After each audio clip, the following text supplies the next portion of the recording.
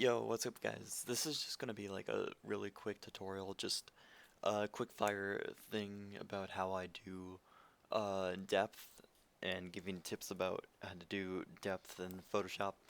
Um, so this is what my when I was working on my B2 banner, this was the what the text and render looked like without uh working with depth or anything.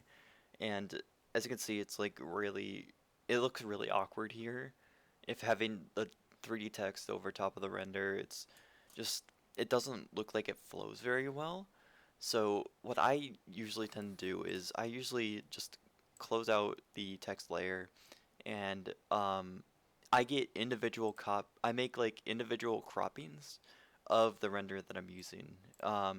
So like this was what the full render looked like. So what I did was I cropped out the book that Robin had and made that a new layer, and I also did the other arm as well and made that a new layer.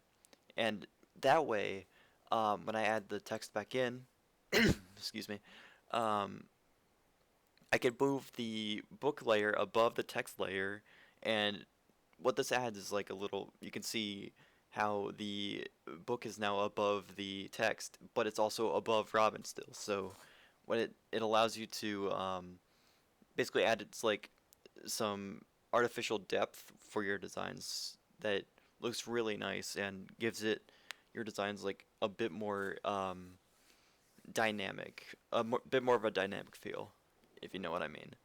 Um, Another way to achieve some depth is to add some images in your foreground and background.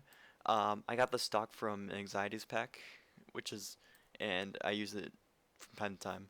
But really easy way to do that is to move it into like a corner or something because it's the uh, stock is cropped out at the bottom here. So I'm just going to move it to where I want it. I'm going to go to Filter, Blur, Gaussian Blur. And I'm gonna blur it pretty harshly, um, like that. And what this does is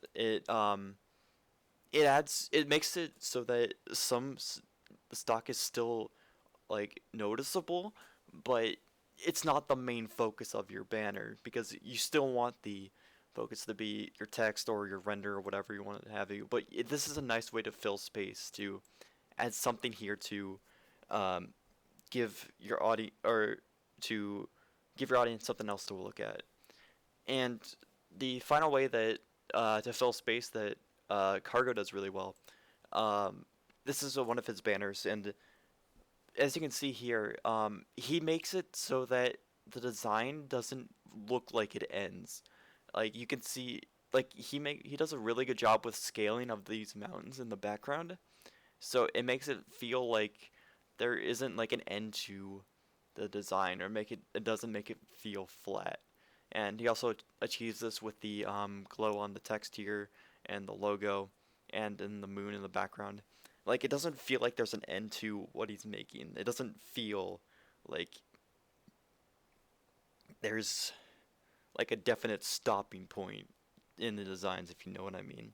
And that's like a really good way to add depth for your designs, making so that it doesn't feel like there's an end point, like an end point to your background. And that's pretty much it. So, um, try to work with these techniques a little bit, see what works for you, and of course, mess around with different things like that. That's pretty much it. I later.